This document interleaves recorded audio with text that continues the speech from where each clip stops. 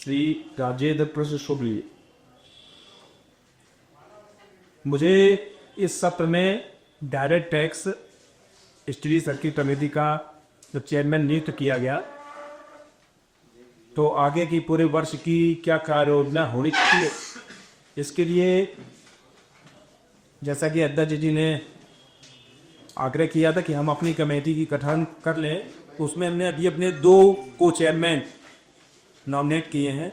एक तो हैं आज के वक्ता श्री राजेंद्र शुक्ल जी और तीसरे में श्री अरुण एलोवालिया जी। आगे की कमेटी की मेंबर्स और नियुक्त करके हम लोग अपनी कमेटी की मीटिंग बुलाएंगे और आगे वर्ष भर आप लोगों के पेशों में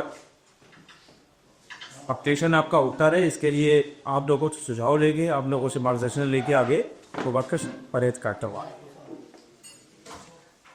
आज की इस पहली मीटिंग में यहाँ सभागार में उपस्थित पूर्व अध्यक्ष श्री शैलेंद्र सचान जी, श्री संतोष कुमार गुप्ता जी, T B Dwivedi ji, Shri S F जोड़ी जी, श्री गोविंद पी गुप्ता जी एवं श्री सुनील त्रिवेदी जी एवं अन्य वरिष्ठ अपने सदस्यगण एवं प्यारे भाइयों एवं बहनों, आज का जो विषय है वो है कैपिटल गेन। इधर लगातार हम लोग कैपिटल गेन पर 2 की कार्यक्रम अलग अलग मंचों से सुन चुके हैं और कुछ ऐसा सौभाग्य है कि उसमें से हमें लगता है कि 2 कार्यक्रम जो है आर के शुक्ला जी के ऑलरेडी हो चुके हैं। तो जब हमने इनसे आग्रह किया कि आपको इनकम टैक्स पर कोई एक विषय लेना है तो उन्होंने फिर से कैपिटल गेन का विषय सुझाया। तो हमने इनसे पूछा भी कि इसका क्या कारण है कि आप उसी विषय पर फिर से दोबारा बात करना चाहते हैं। तो क्या कहना है था कि ये विषय अब आज की तारीख में इतना ज़्यादा विस्तृत हो चुका है कि इसकी छोटी छोटी माइन्यूट चीज़ें अगर हम लोग डिस्कस नहीं करेंगे लगातार तो कहीं ना कहीं अपनी जो प्रोफेशनल ड्यूटी है उसमें कहीं ना कहीं लैप्सेस रहेंगे।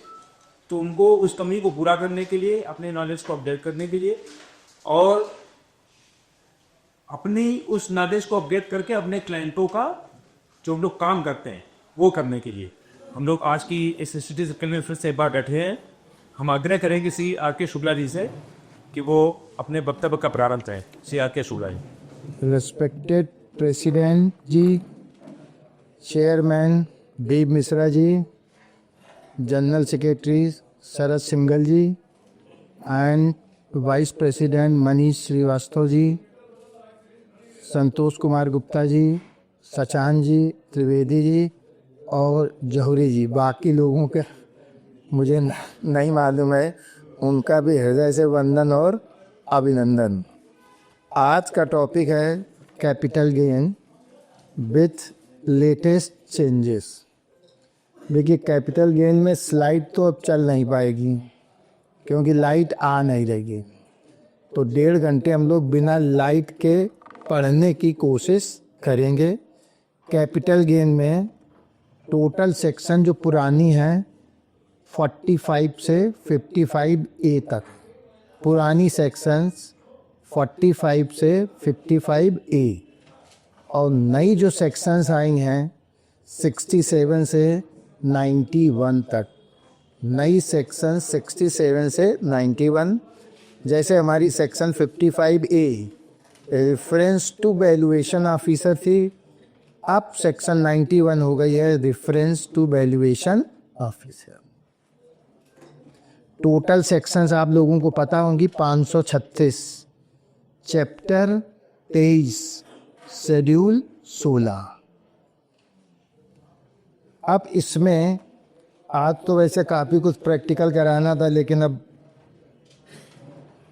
जो करा सकते हैं पूरी कोशिश करेंगे क्योंकि आप लोग इतनी गर्मी में बैठे हैं तो उसका लाभ आप लोगों को मिलना चाहिए।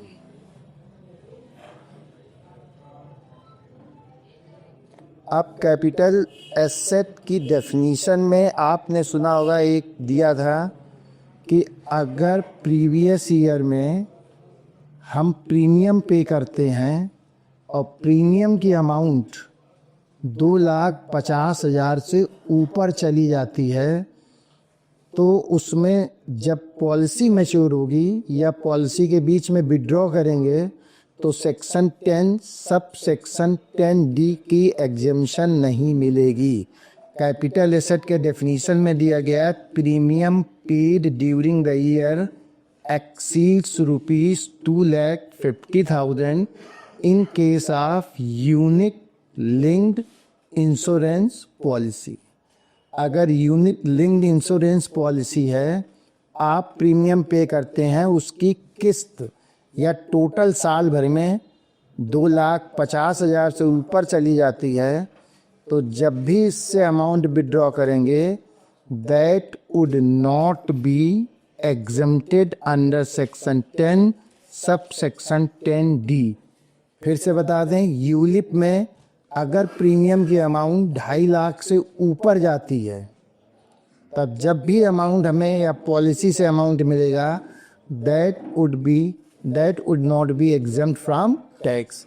एग्जाम्पल के लिए समझ लीजिए कि जैसे आपने पहली इंस्टॉलमेंट पे करी 1,50,000, फिर दूसरी इंस्टॉलमेंट जैसे ही आपने पे करी 1,10,000 उसी साल में, तो प्रीमियम हो गया 2,60,000, एग्जम्पशन नहीं मिलेगा। अब इसको एक फुल फ्लेज एग्जाम्पल से समझा देते हैं कि जैसे हमने पॉलिसी ली 46 लाख की, नंबर 1 पहला पॉइंट है 46 लाख की पॉलिसी ली 10 साल के लिए। प्रीमियम जो हम पे कर रहे हैं पर एनम वो है ₹3,50,000। पॉलिसी 46 लाख की है, पीरियड 10 साल है, प्रीमियम अमाउंट पर एनम है 3,50,000। 7 साल के बाद आफ्टर 7 ईयर्स अमाउंट हमें मिल गया उससे 40 लाख रुपए। 7 साल के बाद 40 लाख रुपए मिला, अमाउंट ऑफ पॉलिसी कितना था 46। 7 साल तक हमने कितना प्रीमियम किया 3,50,000 इंटू 7, ये आएगा शायद 22,50,000, 24,50,000। तो 24,50,000 हम लोग क्या करेंगे, जो 40 लाख हमें मिला उससे घटा देंगे, तो 15,50,000 जो अमाउंट होगा दैट वुड बी टैक्सेबल। फिर से बता दें, पॉलिसी अमाउंट 46 की है। अब 46 लाख के लिए जब मैच्योर होगा तो बोनस वोनस मिला कर 70-80 लाख पहुँचेगी। तो पॉलिसी 46 लाख की है, प्रीमियम पे कर रहे हैं 3,50,000 पर एनम, 7 साल बाद 40 लाख रुपए मिल गया, तो 3,50,000 इंटू 7 कर देंगे, ये आ जाएगा 24,50,000। 40 लाख जो मिला उससे घटा दीजिएगा, 15,50,000 आएगा लॉन्ग टर्म कैपिटल गेन, और इसके ऊपर टैक्स लगेगा एट द रेट ऑफ 10%। अगर 23 जुलाई 2024 से पहले का है तो, 23 जुलाई या उसके बाद का है तो 12.5% लगेगा। क्लियर हो गई ये चीज?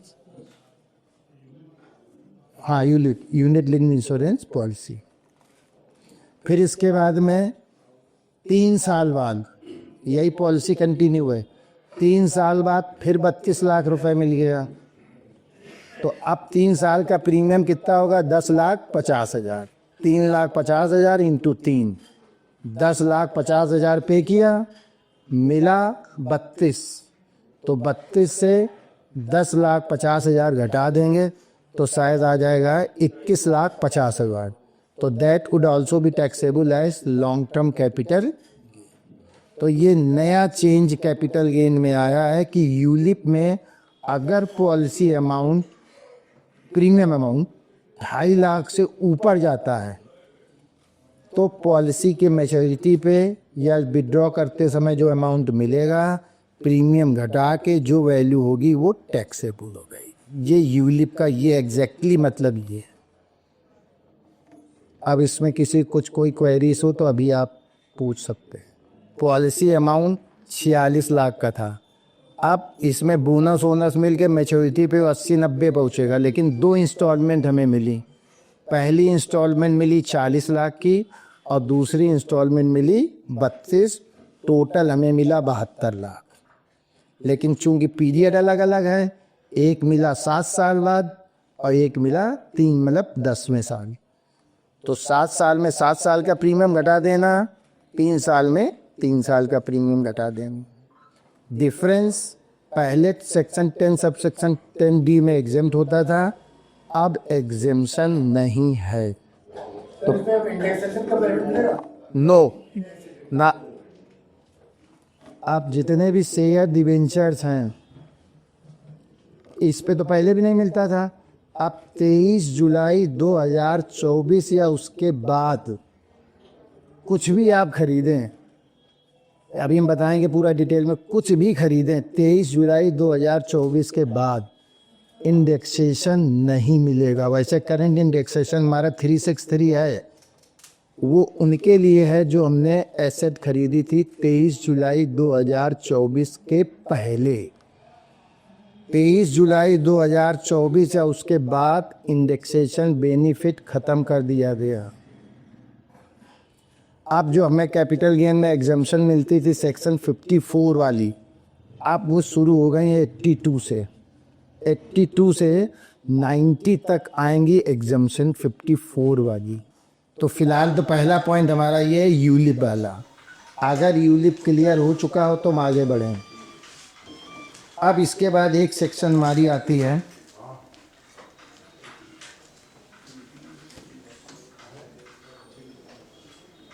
सेक्शन, अब वही वाली चीज़ लेंगे जो पिछले टर्न पे या पिछले उसमें हमने नहीं ली थी। सेक्शन हमारी आती है 2 sub section 45 meaning a zero coupon bond. Section 2 sub section 45 zero coupon bond. इसके बारे में अगर आपको मालूम हो तो बता दीजिए, ना हो तो फिर हम बताएं। अगर आप लोगों को पता हो zero coupon bond, zero coupon bond वो होता है जो डिस्काउंट पे इशू किया जाता है और मैच्योरिटी वैल्यू होती है फीस में।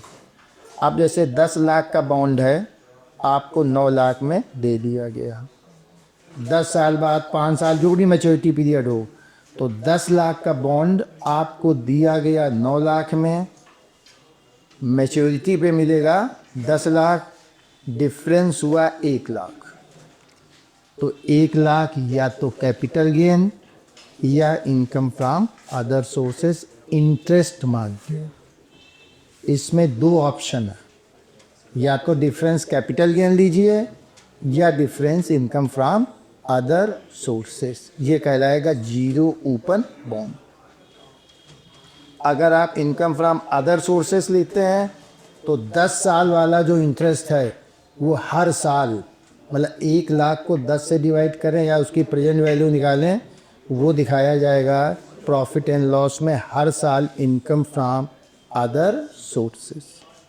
अगर कैपिटल गेन मानेंगे तो मैच्योरिटी के समय पूरा 1 लाख दिखाया जाएगा, और इनकम फ्रॉम अदर सोर्सेस लेंगे तो 1 लाख डिवाइडेड बाई 10 और उसकी प्रेजेंट वैल्यू, ये हम दिखाएंगे प्रॉफिट एंड लॉस में इनकम फ्रॉम अदर सोर्सेस। तो अब डिपेंड करता है एसएससी के ऊपर कि वो कौन सा ऑप्शन ले। नेक्स्ट इसमें अवेलेबल है, हाँ दोनों ऑप्शन।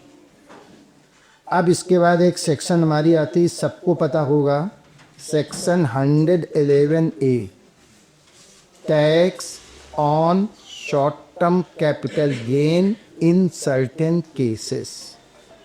111A में रेट क्या है? रेट ऑफ टैक्स 111A में ये सब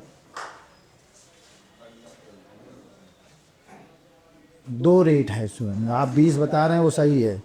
20% वाला रेट लगेगा 23 जुलाई 2024 या उसके बाद, और 15% वाला रेट लगेगा हमारा 23 जुलाई 2024 के पहले। 111A में 2 रेट हैं। 23 जुलाई 2024 के पहले 15%, ऑन और आफ्टर 23 जुलाई 2024 20%। अब 111A में एक, जैसे यूलिप में एक प्रॉब्लम हमने अभी ली थी, यूलिप वाला हमें उम्मीद है आप लोगों को क्लियर हो गया होगा कि जो अमाउंट मैच्योरिटी पे मिला उससे प्रीमियम अमाउंट घटा दें, फिर फर्दर अगर मैच्योरिटी पे मिलता तो उससे फर्दर प्रीमियम अमाउंट घटा दें, बचा हुआ अमाउंट टैक्सेबल हो जाएगा लॉन्ग टर्म या शॉर्ट टर्म। 12 महीने प्लस है तो लॉन्ग टर्म हो जाएगा, और 12 महीने या उससे कम है तो शॉर्ट टर्म हो जाएगा। लेकिन पॉलिसी वाले में ज़्यादातर लॉन्ग टर्म ही आएगा।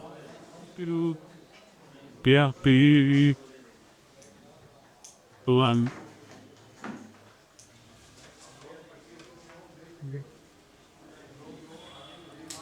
अब इसमें 112 ए आती है। 111 ए में कितनी सिक्योरिटीज़ आती हैं? 3। 111 ए में 3 सिक्योरिटीज़ आती हैं, वो शॉर्ट टर्म। और जब यही लॉन्ग टर्म बन जाएं तो वो 112 ए में आ जाएंगी। 111 ए में equity shares, equity oriented fund और यूनिट ऑफ बिजनेस ट्रस्ट, ये 3 आती हैं। अगर शॉर्ट टर्म है तो 111 ए में आ जाएंगे, लॉन्ग टर्म है तो 112 ए में आ जाए। शॉर्ट टर्म है तो 15 या 20%, अगर लॉन्ग टर्म है तो कैपिटल गेन का टैक्स रेट क्या होगा? अगर लॉन्ग टर्म हुआ 112 ए में, 112 ए में 3 ही आते हैं, equity shares, equity oriented fund या यूनिट्स ऑफ बिजनेस ट्रस्ट। इसका रेट ऑफ टैक्स 112 ए में भी 2 हैं। 23 जुलाई 2024 की डेट बड़ी क्रूशियल है, ये आप लोग याद कर लीजिएगा। 23 जुलाई 2024 के पहले 10% और 23 जुलाई 2024 है उसके बाद 12.5%। 112 ए में जब भी कैपिटल गेन निकालेंगे 1 लाख रुपए का फ्लैट एग्जेम्पशन है। यानी अगर 14 लाख गेन हो रहा है तो 14 लाख माइनस 1 लाख बचेगा 13 लाख। 13 लाख के ऊपर 10% या 12.5%। 1,25,000 की लिमिट है 23 जुलाई 2024 या इसके बाद। 1,25,000 की सॉरी, और 1 लाख की लिमिट है 23 जुलाई 2024 के पहले। पहले वाले में 10% रेट है, बाद वाले में 12.5% है। अब ये हमारे अगर स्लाइड होती तो ज़्यादा बढ़िया, लेकिन फिर भी आप जैसे पॉलिसी वाला समझा था उसको भी समझिए। Long term capital gain under section 112 ए 5,80,000 है। 112 ए में लॉन्ग टर्म कैपिटल गेन 5,80,000 है। अदर इनकम हमारी है 2,75,000। टोटल इनकम पहुंच गई 8,55,000। अब इस पे टैक्स निकालना है, मतलब 8,55,000 पे टैक्स निकालना है। लॉन्ग टर्म कैपिटल गेन 112 ए में 5,80,000।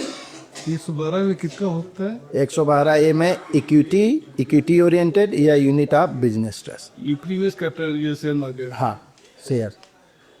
तो लॉन्ग टर्म कैपिटल गेन 112 ए में 5,80,000। Other income 2,75,000। टोटल 8,55,000। इस पे टैक्स निकालना है। अब कैसे निकालेंगे टैक्स? 1,00,000 कम हो जाएगा 1,25,000 कैपिटल गेन में से। मतलब 580 से 1 लाख अगर 23 जुलाई के बाद का है, हाँ, 1,25,000 कम हो जाए, बिल्कुल ठीक। बाकी अमाउंट प्लस ये जो अदर इनकम, हाँ उसमें से बेसिक एग्जेम्पशन घटा के हाँ। बाकी पे 12.5%। सर जी बता रहे हैं कि 5,80,000 में पहले 1,25,000 घटा देंगे, फिर इसके बाद में 2,75,000 जोड़ देंगे और फिर 3 लाख का एग्जम्पशन दे देंगे। सर ने बताया 5,80,000 माइनस 1,25,000 प्लस 2,75,000 माइनस 3 लाख। बाकी हाँ बिल्कुल 100% सही, लेकिन थोड़ा प्रेजेंटेशन ऊपर नीचे करेंगे हम। पहले लिखेंगे 5,80,000, फिर लिखेंगे 2,75,000, ये आ जाएगा 8,55,000। 8,55,000 में पहले तो हम दे देंगे 2,75,000 जो स्लैब एग्जम्पशन 3 लाख का है वो दे देंगे। इसके बाद में 5,80,000 में 25,000 तो और कम हो जाएगा, क्योंकि स्लैब एग्जम्पशन 3 दिया ना, अदर इनकम 275 है, तो 5,55,000 बचेगा। 5,55 से 1,25 घटा देंगे, जो स्लैब एग्जम्पशन है 112A में जो बचेगा उसके ऊपर 10 या 12.5%। 23 जुलाई 2000 पहले का है, डेट हमने इसलिए नहीं डाली, डेट डाल देंगे तो फिर एक ही ऑप्शन मिलेगा। अब समझाने में ठीक रहेगा। 23 जुलाई 2024 के पहले का है तो 10% कर देना और 1 लाख घटाना। 23 जुलाई 2024 के बाद है तो 1,25,000 घटाना और 12.5%। तो आप इनका क्वेश्चन सुन लीजिए कि अब इनके कहने का मतलब है कि कुछ कैपिटल गेन हमारा 23 जुलाई 2024 के पहले का है और कुछ कैपिटल गेन 23 जुलाई 2024 या उसके बाद का है। तो कैपिटल गेन टैक्स कैसे निकालेंगे? पहले वाले में एग्जम्पशन 1 लाख की है और दूसरे वाले में एग्जम्पशन 1,25,000 की है। पहले वाले में टैक्स रेट 10% है और दूसरे वाले में 12.5% है। कैसे निकालेंगे इसको? पहले वाले में 1 लाख कम कर देंगे, बाकी 25,000 सेकंड पार्ट से कम। क्योंकि जो 2,25 मतलब जो 23 जुलाई 2024 का है वो तो एलिजिबल है 1,25 का एग्जम्पशन। आपका कहना है 2.25 लाख ले सकती नहीं तो टोटल 1,25 ले सकते हैं। 1 लाख उनसे दे रही है भाई। टोटल आप जो कह रहे हैं, आप जैसे 1 लाख पहले में लेने की बजाय अगर पहले वाला कैपिटल गेन है ही 50,000 तो 50 लेंगे, बाकी 75 दूसरे वाले का लेंगे।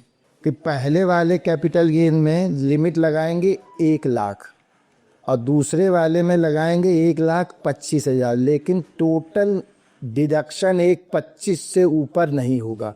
अब जैसे पहले आपका इनकम है पहले वाले में 1,25,000 है तो उसमें 1 लाख डिडक्शन ले लिया, दूसरे वाले में सिर्फ क्वालिफाई करेगा 25 का। ये राजीव गुप्ता जी का क्वेश्चन फिर से सुन लीजिए कि ये कह रहे हैं कि कुछ कैपिटल गेन मतलब लॉन्ग टर्म कैपिटल गेन कुछ 23 जुलाई 2024 के पहले का है और कुछ long term capital gain 23 July 2024 के बाद का है। तो अब इसमें हमें एग्जम्पशन 1 लाख की मिलेगी कि 1,25,000 की? तो ये देखिए क्वेश्चन, इसमें तो सीधी सीधी एक तो टैक्स प्लानिंग हम लगाएंगे कि 1 लाख की एग्जम्पशन लेके टैक्स निकाल लेंगे और दूसरे वाले में 1,25 की एग्जम्पशन लेके टैक्स निकाल लेंगे। जिसमें लोअर आएगा वो ऑप्शन हम सेलेक्ट कर लेंगे। सही आंसर इसका ये है। टोटल एग्जम्पशन हमें मिलेगी 1,25,000 की। तो 1 लाख वाले में 10 प्रोपोर्शनेट तब होगी जब पहले वाला कैपिटल गेन जैसे 50 है तो 50 एग्जम्पशन ले लिया, फिर दूसरे वाले में 75 ले लिया, तो टोटल 1,25 हो गई। और या आप एवरेज मेथड जो बता रहे हैं वो मेरे नॉलेज में नहीं है कि प्रोपोर्शनेट वाला, ये वाला तो है कि पहले उससे ले लिया फिर बचा हुआ इधर से ले लिया। अब एक सेक्शन हमारी आती है section 55 sub section 2 clause small AC। Section 55 sub section 2 clause small AC ये आता है अनकोटेड शेयर के लिए। ध्यान रखिएगा, अनकोटेड शेयर के लिए। हाँ, वही अनकोटेड अनलिस्टेड एक ही बात है कि section 55 sub section 2 clause small AC इसमें ये दिया गया है कि if you have acquired the shares before 31 January 2018, ये किसी को प्रोविजन नहीं मालूम। कैपिटल गेन इतना बड़ा है कि हम 1 महीने तक पढ़ाते रहे आपको नया मिलेगा। Section 55 sub section 2 clause small AC में ये दिया गया, if you have purchased shares before 31 January 2018 then the cost would be taken as the market price prevailing on 31 March 2018। फिर से बता दें कि अगर 31 जनवरी 2018 से पहले आपने शेयर खरीदे हैं वो अनकोटेड हैं, अगर कोटेड होते तो स्टॉक एक्सचेंज में उसकी प्राइस होती, वो ले लेते।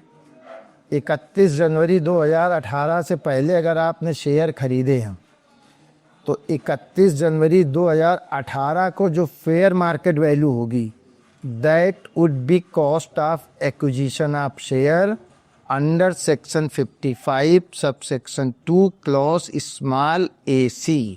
एग्जाम्पल के तौर पे समझ लीजिए कि आपने शेयर खरीदे 31 जनवरी 2018 से पहले, एक शेयर ले लेते हैं आपने खरीदा 400 का और 31 मार्च 2018 को उसकी प्राइस है 730 और बेचा 760 में, 760 में बेचा, 730 रुपये उसकी मार्केट प्राइस है 31 जनवरी 2018 और ख़रीदा था 16-17 में 400 का। तो सेल प्राइस 760 और 31 जनवरी 2018 को कोटेड प्राइस है या फेयर मार्केट वैल्यू है 730 सिमिलर शेयर की, तो 760 माइनस 730 तो सेल खोले रही नहीं था। फेयर मार्केट वैल्यू, तभी तो फेयर मार्केट वैल्यू यूज़ कर रहा हूँ। फेयर मार्केट वैल्यू जैसे मतलब बोले फेयर मार्केट वैल्यू कोई भी चीज़ आप खरीदने जाओ, ये कंप्यूटर है इसकी भी फेयर मार्केट वैल्यू पता हो जाएगी। सिमिलर आइटम की आप कॉस्ट पूछ लीजिए, बाज़ार में बता देंगे। तो हेल्दी थोड़ी होगी थी। तो ऐसा नहीं, वो बात बिल्कुल ऑथेंटिक नहीं होगी, तो उसके लिए एक सेक्शन 91 नहीं है, पुरानी है section 55A reference to valuation officer.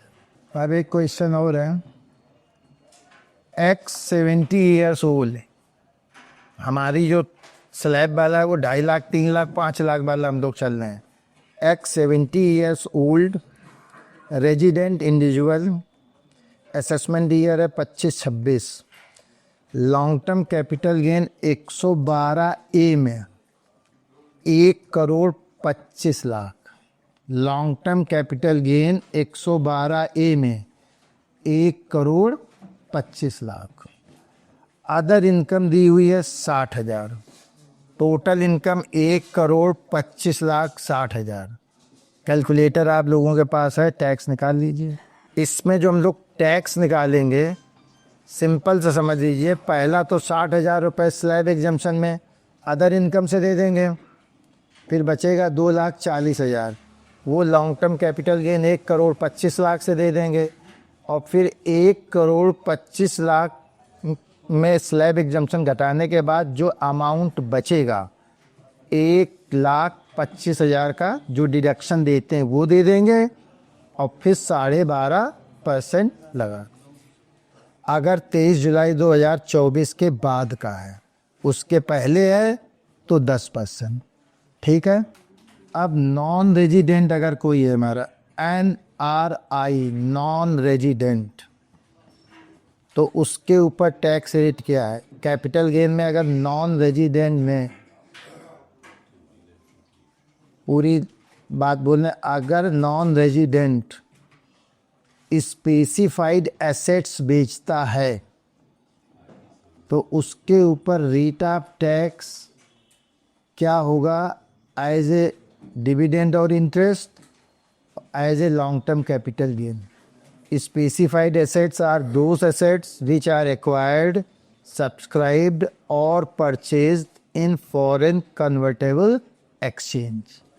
और उनके नाम पे अगर आए तो shares in Indian company, deposits and debenture in public limited, central government securities और other securities as specified by the government. Specified securities 4 ही होती हैं, shares in Indian company, deposit या डिवेंचर इन पब्लिक लिमिटेड, तीसरा आएगा central government securities और fourth number आएगा any other securities as specified by the central government. अगर इन्हें बेचा जाए तो रेट ऑफ टैक्स क्या होगा, capital gain as well as interest and dividend. Flat 20% without any deduction section 115D में दिया है। While calculating the income of non resident, any deduction, any में सब आ गए, any deduction would not be allowed to non resident. Section है हमारी 115D, इसमें ये सीधा सीधा लिखा हुआ, इसलिए कोई भी एग्जम्पशन इसको नहीं देंगे। फ्लैट 20% या 10%। लॉन्ग टर्म कैपिटल गेन है तो 10 और 12.5 कर देंगे, और इंटरेस्ट और डिविडेंड इनकम है, हम सिर्फ ये बता रहे हैं स्पेसिफाइड एसेट से, तो 20%। अगर अदर देन स्पेसिफाइड एसेट्स है तो जो नॉर्मल टैक्स लगते हैं वो लगेंगे। अब जैसे नॉन रेजिडेंट है, उसकी 112A की भी इनकम है, तो 112 में उसे 1,25,000 का डिडक्शन दिया जाएगा। लेकिन नॉन रेजिडेंट को लॉन्ग टर्म कैपिटल गेन से स्लैब एग्जम्पशन नहीं देंगे। नॉन रेजिडेंट के लिए स्लैब एग्जम्पशन नहीं है, 1,25 वाला है, स्लैब वाला एग्जम्पशन नहीं है। अगर कैपिटल गेन से इनकम है तो, कैपिटल गेन के अलावा अगर है तो नॉन रेजिडेंट को स्लैब एग्जम्पशन दिया जाएगा। सर एक चीज बताइए, जैसे नॉन रेजिडेंट की बात की, रेजिडेंट है मान लीजिए, और उसके पास फॉरेन इन्वेस्टमेंट है, जैसे ये शेयर है, तो उनके सेल परचेज पे क्या क्या सेल पड़ेगा? तो देखिए, रेजिडेंट है, अगर रेजिडेंट है तो एक लाइन याद कर लो, क्वेश्चन कभी गलत नहीं होता। रेजिडेंट के लिए Indian income plus foreign income, Indian income plus foreign income both are taxable, चाहे वो किसी फॉर्म में हो। अब जैसे गिफ्ट अगर मिला रिलेटिव से तो वो एग्जेम्प्ट है, वो नहीं टैक्सेबल। तो नॉन पर्टिकुलरली बात कर रहे हैं जो इक्विटी शेयर्स है, फॉरेन इक्विटी रखे हैं, और उसको भी रेजिडेंट अगर है तो उस दुनिया के किसी भी कोने में उसने शेयर खरीदे या बेचे हों, ठीक, भले इंडिया के बाहर किए गए हों, भले इंडिया के बाहर ही खरीदा और बेचा हो, तो भी उसको इंडिया में टैक्स देना पड़ेगा। टैक्स देना पड़ेगा, बिल्कुल एग्जम्पशन मिलेगी, क्योंकि आप रेजिडेंट की बात कर रहे हैं ना, एग्जम्पशन मिलेगी। If transfer takes place prior to July, ये लाइन ध्यान से सुनिएगा, ये लाइन अगर आप याद कर लेते हो तो आधा कैपिटल गेन आपका कंप्लीट है।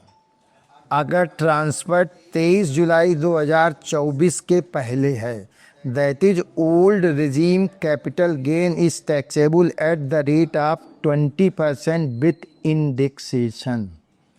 अगर 23 जुलाई 2024 के पहले आपका कैपिटल गेन है, जैसे लैंड है, बिल्डिंग है, शेयर्स हैं लॉन्ग टर्म, तो इंडेक्सेशन करके cost, sale price minus index cost क्या आ जाएगा, कैपिटल गेन, और इसके ऊपर आप 20% टैक्स लगा सकते हैं।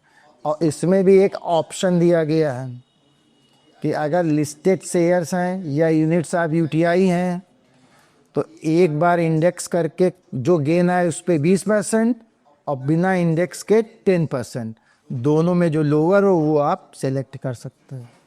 ये खाली शेयर्स के लिए दिया ऑप्शन, लिस्टेड वाले। अच्छा, तो फिर से उस पॉइंट पे आ जाते हैं कि अगर हमारा ट्रांसफ़र बिफोर 31 जुलाई 2024 है तो इंडेक्सेशन कॉस्ट घटाएंगे और 20% उस पर टैक्स लगाएंगे, अगर वो लॉन्ग टर्म है तो। अब लॉन्ग टर्म है नहीं तो इंडेक्सेशन बेनिफिट तो चाहे पहले हो बाद हो कोई नहीं मिलेगा। तो सुन लीजिएगा ध्यान से, if transfer takes place prior to July 23, 2024, that is old regime capital gain is taxable at the rate of 20% with indexation. अगर 23 जुलाई 2024 के पहले। अब इसी पे हमने क्वेश्चन बनाया था स्लाइड में दिखाने के लिए, सुन लीजिए क्वेश्चन ध्यान से।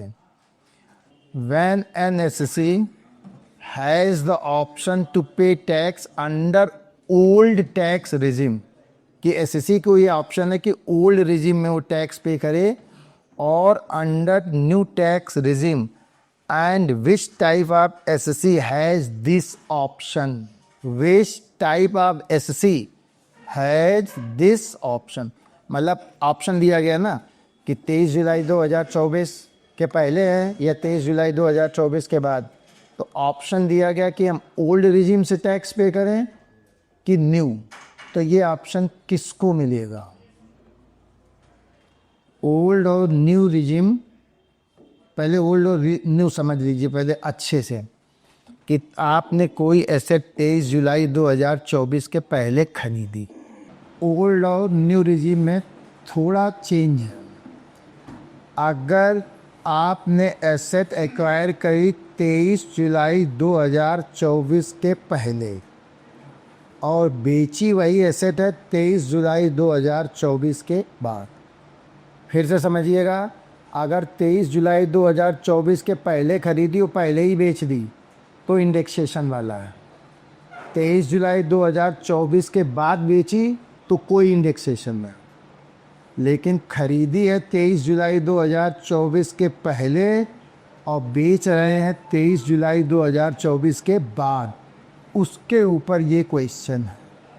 तो उसमें हमें करना क्या है कि 23 जुलाई 2024 के पहले खरीदी और बाद में बेची, तो एक बार हम इंडेक्स करके टैक्स 20% निकालेंगे और दोबारा बिना इंडेक्स 12.5%, दोनों में जो लोअर होगा वो पे कर देंगे।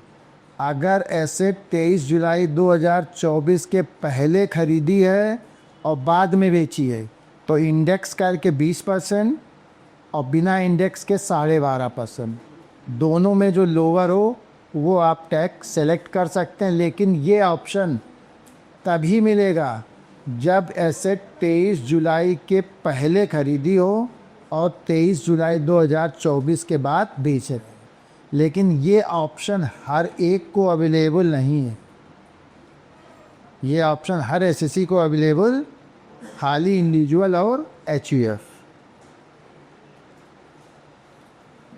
पहली देखिए condition, the transferor is a resident individual और रेजिडेंट एचयूएफ। दूसरा, long term capital gain arises on transfer of land और बिल्डिंग और both, may be residential, commercial और एनी अदर पर्पस, मतलब इंडिविजुअल एचयूएफ को मिलेगा लैंड और बिल्डिंग पे। तीसरी कंडीशन है 23 जुलाई 2024 के पहले खरीदी गई हो। चौथी कंडीशन है the above asset is transferred on or after 23 July 2024 if all the above conditions are satisfied, the SEC has an option to pay tax under old regime or new regime, whichever is more beneficial to। Option 1 है पे tax at the rate of 12.5% without indexation. Option 2 है पे tax at the rate of 20% with indexation. लेकिन ये option individual HUF वो भी resident हो और एसेट 23 जुलाई के पहले खरीदी हो 2024 के और बेची हो 23 जुलाई 2024 के। आप इसमें देखिए हमने एक न्यूमेरिकल लिया हुआ, ये न्यूमेरिकल है। पहला दिया हुआ विदाउट इंडेक्सेशन टैक्स रेट है 12.5%, कैपिटल गेन हमारा है 41,20,000, ये विदाउट इंडेक्सेशन है। इसके ऊपर हमने टैक्स लगाया 12.5%, खाली टैक्स है 12.5%, इससे सरचार्ज और सेस से कोई मतलब नहीं, तो ये टैक्स आया 5,15,000। दूसरे वाले में इंडेक्स करके निकाला तो कैपिटल गेन आया 23,96,875। जब इंडेक्स करेंगे तो अपने आप टैक्स कैपिटल गेन कम हो जाए। इस पे लगाया हमने कितने परसेंट, 20%। इंडेक्स करके 20%, बिना इंडेक्स के 12.5%। दोनों में लोअर देख लीजिए कौन सा है, 479, 375, मतलब with indexation. Option 2 is more beneficial since tax liability is low. If any asset has been acquired before 1st April 2001, then you have the option either to take actual cost or fair market value, whichever is higher. अब इसके बाद आ जाइए taxation on short term capital gain if security transaction tax is, बता चुके थे हम आपको। अगर सिक्योरिटी ट्रांजैक्शन टैक्स पे किया है 23 जुलाई 2024 के पहले है तो 15% और इसके बाद है तो 20%। Capital gain is taxable under section 111A at the rate given below if transfer takes place on और after 23 July 2024, tax rate is 20%. If transfer takes place on or after before July 23 होना चाहिए ना, before word दिया तो 23, 2024 15%। हाँ मतलब 22 या उसके पहले बिफोर जब करेंगे। This rule is applicable in case of short term capital gain which arises on transfer of capital asset being equity share। मतलब 112A को अगर शॉर्ट टर्म कर दें, इक्विटी शेयर, इक्विटी ओरिएंटेड और यूनिट ऑफ बिजनेस ट्रस्ट, तो ये 111A में आ जाएंगी। क्वेश्चन आप लोगों से है कि अगर कोई एसेट हमें गिफ्ट में मिली है तो देने वाला और लेने वाला इन दोनों के हैंड्स में डेप्रिसिएशन कैसे, कैपिटल गेन की बात नहीं कर रहे हैं, डेप्रिसिएशन कैसे निकालें। अब जैसे गुप्ता जी बैठे, इन्होंने 10 लाख की प्रॉपर्टी हमें गिफ्ट कर दी, तो ये क्या ट्रीटमेंट करेंगे, हम क्या करेंगे ट्रीटमेंट, क्योंकि इनके पास से गई और मेरे पास आएगी।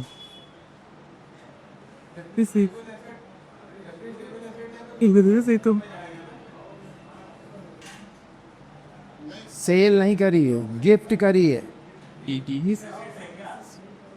डेप्रिसिएबल एसेट, गुप्ता जी ने 10 लाख रुपए की प्लांट मशीनरी हमें गिफ्ट कर दी कि लो चलाओ बिजनेस करो।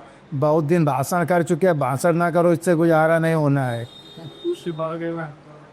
अब बताओ, जहाँ पे उस मशीन से रेवेन्यू जनरेट हो रही है वहीं पे डेप्रिसिएशन क्लियर कर सकता है। डीवी तो इतनी आ रही है और डीवी ओपनिंग ले ली अरे ले भी नहीं, तो मतलब इनके यहाँ से हट जाएगी। जब इन्होंने हमें दे दी तो फिर ये थोड़ी ना डेप्रिसिएशन क्लेम कर दें। अब आज के बाद ये याद करके जाना, याद करके जाना। अब जब हम ब्लॉक ऑफ एसेट में जाते हैं तो opening plus addition less asset sold destroyed discarded demolished, इसके बाद कोई लैंग्वेज एक्ट में लिखी नहीं है। तो जो हमें एसेट गिफ्ट में मिलेगी उस पर डबल डेप्रिसिएशन गुप्ता जी के ब्लॉक से नहीं कम होगी और मेरी कॉस्ट वो ली जाएगी जो इनकी WDV होगी। याद करके जाना, डबल डेप्रिसिएशन है गिफ्ट वाले केस में।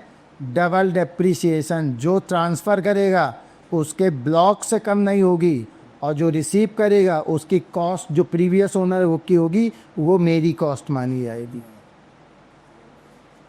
BK सिंघानिया का एक आया रिसर्च रेकनर, जिसमें सारे केस लॉ जो हम लोग स्पीच देने आते हैं तो केस लॉ वहीं से निकाल के लाते हैं, कह देते हैं ये हमने केस लड़ा कुछ नहीं होता, वो वहीं के निकाले हुए एक्सट्रैक्ट होता है।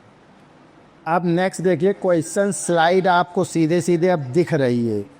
Mrs X 68 years provides the following for the assessment year 25-26 short term capital gain under section 111A ₹6,24,000।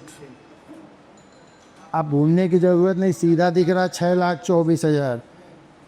Bank interest है 36,000। Salary after standard deduction 1,62,000। Other short term capital gain ₹45,000। तो पहले क्वेश्चन को हम थोड़ा और समझा दें फिर इसकी स्लाइड दिखा दें। मिसेज एक्स 68 ईयर्स हैं तो ये 3 लाख की स्लैब के एग्जम्पशन में आए। ठीक। अब इनकी जो कैपिटल गेन है 6,24,000। अदर इनकम का अगर हम टोटल करें तो 36,000, 1,62,000 और 1,45,000। इसका टोटल साइज 253 के आसपास ऐसा ही अंदाज से बता रहे हैं। ये आएगा 253 के आसपास आएगा। तो मिसेज एक्स है, पहले इनको स्लैब एग्जम्पशन दी जाएगी अदर इनकम से। जो शॉर्टफॉल पड़े बचेगा वो दिया जाएगा 111A से।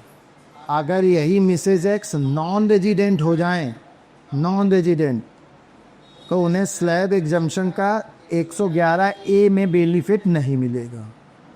रेजिडेंट हैं तब तो मिल जाएगा, नॉन रेजिडेंट है तो बस खाली इतना ही एग्जम्पशन मिलता।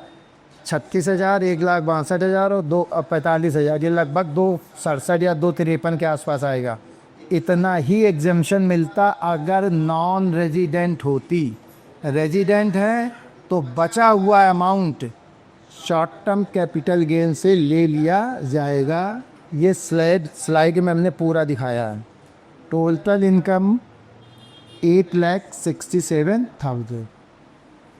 स्लैब एग्जम्पशन 3 लाख, इसलिए 3 लाख पूरा दिखा दिया। पहले तो अदर इनकम पूरी ले ली, जो शॉर्टफॉल बचा वो इससे ले लिया, तो 567 आ गया।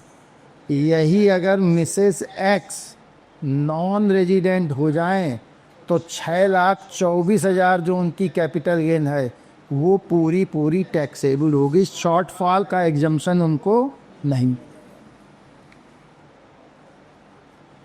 How much amount is taxable if Mrs x is non resident? 6,24,000। मतलब जो शॉर्ट अमाउंट था वो रेजिडेंट के केस में सेट ऑफ कर लेना स्लैब एग्जम्पशन से, और नॉन रेजिडेंट है तो अदर इनकम से तो मिल जाएगा, ना लॉन्ग टर्म से मिलेगा, ना 112A से मिलेगा, ना 111A से मिलेगा। 115F, अब ये हो गई है 215। देखिए हम लोग बहुत सी चीज़ें ऐसी लगाते हैं या साइन करते हैं हमें पता नहीं होती हैं, बस 31 जब टैक्स की डेट आती है तो दे साइन मचाए देते हो। एक हमने पिछले उसमें बताया था, एक बैलेंस शीट मैंने गलत साइन करी थी। 8 बजे से 1 बजे तक इनकम टैक्स ऑफिस में बैठे रहे थे रात में क्वेरीज के लिए। लग रहा था ये बंद कर देंगे हमें। घर में फ़ोन कर दिया था, अगर रात में ना आए समझ लेना बंद हुई गए। जमानत का इंतज़ाम। अभी लेटेस्ट केस है, रेट पड़ी थी क्लाइंट के यहाँ कैश बरामद हुआ 1,40,40,00,000।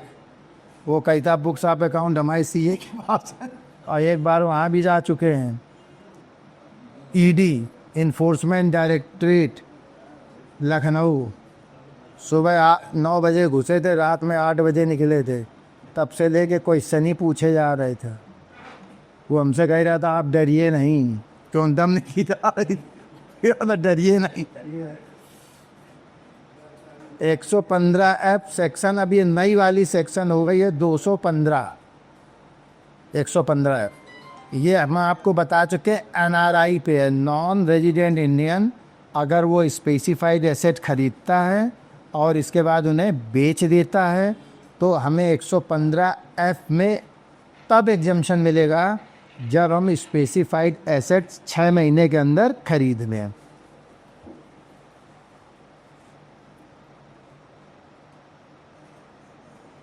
ये एक एग्जाम्पल से थोड़ा और समझ लीजिएगा। लॉन्ग टर्म कैपिटल गेन 580, मतलब ये 115F पे है। 115F पे लॉन्ग टर्म कैपिटल गेन सीधा गेन है 5,80,000। नेट सेल कंसीडरेशन है 12 lakh. Amount invested in specified assets है 6 लाख। तो सीधा आधा डिडक्शन मिल जाएगा। Amount of capital gain 580 into amount invested 6 lakh upon net consideration 12 lakh. तो यानी अगर पूरा 12 लाख हम जमा कर दें तो पूरा 5,80,000 कैपिटल गेन क्या हो जाएगा, एग्जेम्प्ट। तो 580 में 290 की एग्जम्पशन मिल जाएगी, बाकी 290 टैक्सेबल हो जाएगा। वो इस्तेमाल करिए 115F 54F में होता है कि इंडिविजुअल और HUF को मिलेगा कोई भी लॉन्ग टर्म कैपिटल एसेट बेचें और रेजिडेंशियल हाउस खरीदें। यहाँ पे हम बेच रहे हैं specified assets. Specified assets are those asset which are acquired, purchased और subscribed in foreign convertible currency. और वो स्पेसिफाइड एसेट्स हैं shares in Indian company, deposit and debenture in public limited, central government securities and any other securities specified by the government. वो specified assets पे है ये। और ये NRI को एग्जम्पशन मिलेगा। अब रूल है कैपिटल लिखा हुआ CG मतलब capital gain into amount invested upon net consideration. तो 2,90,000 का एग्जम्पशन, कैपिटल गेन है 580, 290 घटा देंगे, टैक्सेबल हो जाएगा 290। अगर पूरा 12 लाख रुपए इन्वेस्ट कर दें 580 पूरा एग्जम्प्ट हो दो।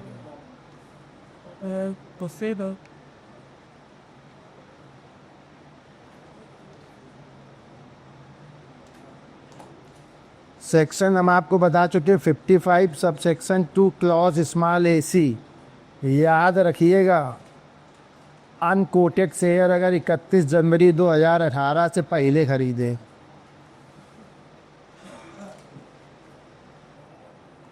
सबसे इम्पोर्टेंट 5वां और 6ठा नंबर पॉइंट है इस बार के लिए। ये पार्टनरशिप फर्म पे लगता है। किस पे लगेगा? Partnership firm. Capital gain on transfer of capital asset by a person to a firm or association of person as capital contribution. Transfer of capital asset by firm to its partner. Section 9B and Section 45 subsection 4। अभी तक किसी को ये नहीं पता कि 9B कहाँ लगेगा और इसके बाद में 45 सबसेक्शन 4 कहाँ लगेगा। 9B लगता है जब फर्म का डिसोल्यूशन हो या फर्म का रिकॉन्स्टिट्यूशन हो। रिकॉन्स्टिट्यूशन या डिसोल्यूशन है तो 9B लगेगी। और पार्टनर अगर रिटायर हो रहा है तो सेक्शन लगेगी 45 सब सेक्शन 4।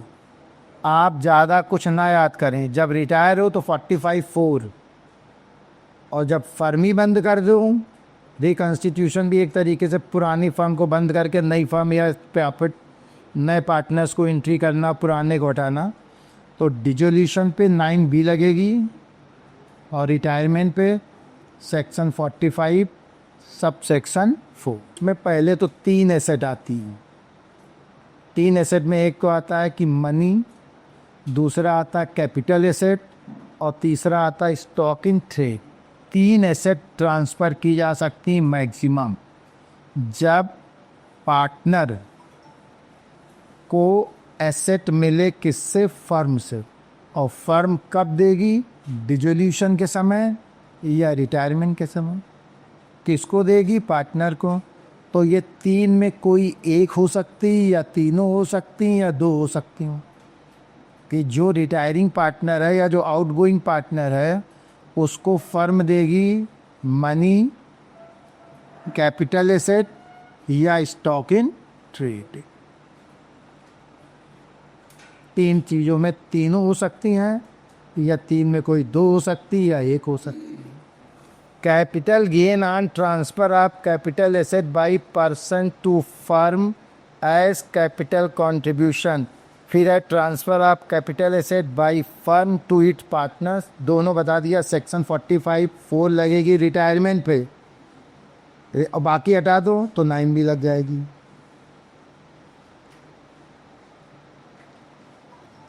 ये जो हम बता चुके हैं वो यही स्लाइड है, वही लिखा हुआ कि 9B कब लगेगी? रिकॉन्स्टिट्यूशन या डिसोल्यूशन पे।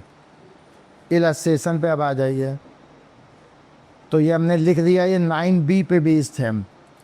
और section 4 X and Y are equal partners in firm. The firm क्या होगा, डिजॉल्व, 9B सेक्शन लगेगी। The firm is dissolve on 31 December 2013, credit balance in capital account of X and Y on the date of dissolution 35 lakh और 45, ये उनके account में credit balance है। Section 9B इसलिए लगेगी कि फर्म डिसोल्यूशन में जा रही है। अगर ये रिटायरमेंट होता तो सेक्शन 45 सबसेक्शन 4 लगती है। To settle partners account at the time of dissolution X is paid ₹35 lakh by cheque. X का कितना बैलेंस था, 35 था और 35 ही उसको दे दिया गया चेक से, तो नो गेन। एक्स तो निपट गया, ख़त्म, 35 लाख था, 35 ही दे दिया गया। अच्छा, वाई का ध्यान दीजिएगा, 45 है। वाई को कितना दिया गया, 45, ठीक, लेकिन दिया गया प्लॉट एक जो फर्म ने खरीदा था 38 का, जिसकी वैल्यू हो गई है 45। फिर से समझ लीजिएगा, एक्स का तो कोई मतलब नहीं, वाई का क्रेडिट बैलेंस 45 लाख, उसको दिया 45 लाख गया, ठीक, लेकिन वो प्लॉट दिया फर्म ने जो उसने 38 लाख का खरीदा था। तो यहाँ गेन होगी किसके, फर्म के। 38 लाख की चीज़ तुम कितने में सेटल कर रहे हो, 45 में कर रहे हो, तो 7 लाख रुपए का शॉर्ट टर्म कैपिटल गेन, क्योंकि यह मानना है कि 24 महीने से कम है, नहीं तो हमें इंडेक्सेशन करना पड़ेगा, ठीक। तो 7 लाख का कैपिटल गेन किसके एंड में हुआ, फर्म।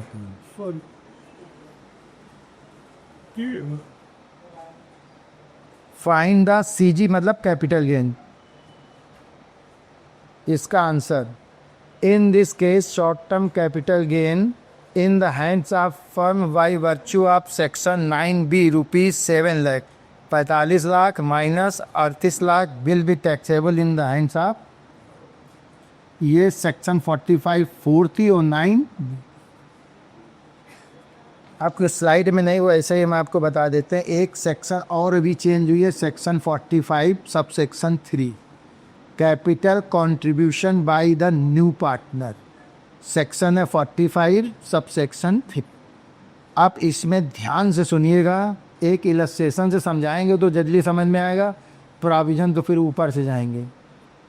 कि एक पार्टनर एक फर्म में आया, 40 लाख की asset, fair market value 40 lakh, firm में उसने रिकॉर्ड कराई 25 लाख की, फर्म में रिकॉर्ड कराई 25 और ख़रीदी थी उसने 12 lakh.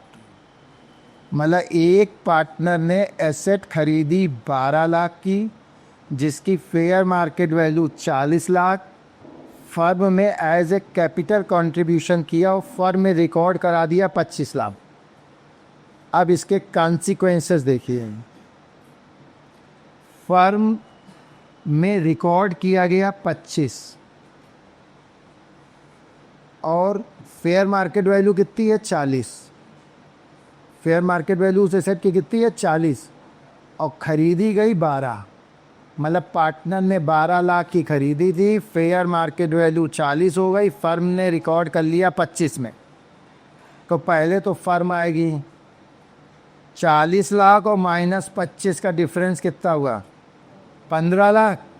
This income will be taxable in the hands of firm under section 56 subsection 2 clause 10, income from other sources।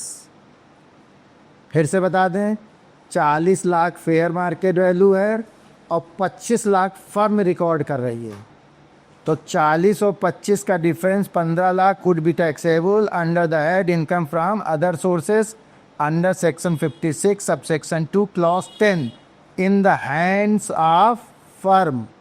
पहला तो ये पॉइंट ख़त्म हो गया। अब दूसरा आ जाओ पार्टनर के केस में, क्योंकि यहाँ पे ट्रांसफ़र पार्टनर भी तो है ट्रांसफ़र, क्योंकि एसेट पर पार्टनर ही दे रहा है, किसको दे रहा है, फर्म को। अच्छा, फर्म के हैंड में 40 और 25 का डिफरेंस लग गया by virtue of section 56 sub section 2 clause 10, क्योंकि उसमें ये दिया गया कि अगर आप फेयर मार्केट वैल्यू से कम पे कोई चीज़ लेते हैं और डिफरेंस 50,000 या उससे ऊपर का है तो फेयर मार्केट वैल्यू और जितने पे तुमने ली उसका difference income from other sources में टैक्सेबल हो जाए। ठीक है, तो फिर से समझ लीजिए, फेयर मार्केट वैल्यू 40 लाख है, फर्म ने 25 में लिया तो डिफरेंस 15 लाख फर्म के हैंड में 56 टूथ केयर में टैक्सेबल हो जाएगा। अब पार्टनर के हैंड में कैपिटल गेन निकालेंगे, 40 lakh fair market value less 12 lakh, अगर शॉर्ट टर्म है तो सीधे घटा दो और लॉन्ग टर्म है तो इंडेक्स करके घटा दीजिए, ये टैक्सेबल हो जाएगा पार्टनर के हैंड में। अब जब फर्म कभी भी एसेट बेचेगी तो उसकी कॉस्ट ऑफ एक्विजिशन ली जाएगी 40 लाख, ये है सेक्शन 45 सब सेक्शन 3। इधर सेशन नंबर 2 देखिए, अब आ जाते हैं 45(4) जो चल रहा था उसी पे आ गए। 45 सब सेक्शन 3 में एडमिशन है और 45 सब सेक्शन 4 में रिटायरमेंट या डिसोल्यूशन है।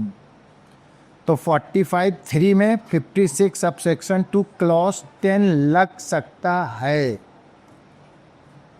दूसरा illustration, A and B and C, 3 partner हैं। A, B and C are partners in a firm. B retires from firm on November 30, 2023। Retire हो रहा सेक्शन 45(4), यही डिसोल्यूशन होती section 9B। Credit balance in each capital account is ₹18 lakh. There is no revaluation of asset in the firm. ये line इसलिए जोड़ी है, आप लोग याद कर लीजिएगा कि अगर पार्टनर्स के कैपिटल अकाउंट में कोई रिवैल्यूएशन प्रॉफिट है वो हटा लेना, उसका क्रेडिट नहीं दिया जाएगा, क्योंकि रिटायरमेंट से पहले पार्टनर कितना भी रिवैल्यू कर देंगे कि उतना उनका क्रेडिट कर दिया। तो रिवैल्यूएशन प्रॉफिट अगर कोई है दैट वुड बी इग्नोर्ड, तो तभी इसमें लिखा हुआ नो रिवैल्यूएशन को। क्रेडिट बैलेंस कितना है? 18 lakh. At the time of his retirement B is paid, NEFT के थ्रू कितना पे किया जा रहा? 38। बैलेंस कितना है? 18। दिया कितना गया? 38। एक्स्ट्रा कितना बी को मिला? 20। टैक्स कौन भरेगा इस पे? 20 पे। 18 लाख है, 38 दिया गया, एक्स्ट्रा कितना मिला? 20। टैक्स कौन भरेगा? अभी तो बताया था, प्रॉफिट हो रहा है पार्टनर को, लेकिन कैपिटल गेन टैक्स देगी firm. At the time of his retirement B is paid through NEFT ₹38 lakh as final settlement of his account including share of goodwill of the firm. ध्यान रखिएगा, goodwill is also an asset. Answer, in this case B gets ₹20 lakh in excess of his credit account balance. It is income of B। Income B की है लेकिन tax भरेगी firm. ध्यान रखिएगा 45(4) में जब भी टैक्स देना होगा वो फर्म देगा। In this case B gets ₹20 lakh in excess of his credit account balance. It is income of B as per the provision of section 45 subsection 4। It will be taxable in the hands of firm। अब देखिए इसमें capital gain अभी हमने आपको पढ़ाया है 40%, 60 अभी बचा है। तो हम यहाँ पे एक सजेशन आप लोगों को और दे दें कि जब भी आप कोई भी सेमिनार कराएं तो उसमें पूरा चैप्टर ना कवर कराएं, कुछ सेक्शन 5, 4, 6 सेक्शन स्पेसिफाई कर दें तो आप लोगों को भी समझ में आएगा और बोलने वाले को भी पता रहेगा हमें इसमें कितना बोलनी है। देखिए ऐसा है, पढ़ाने वाले को उतना ही आता जितना वो पढ़ा रहा है, चाहे हम चाहे।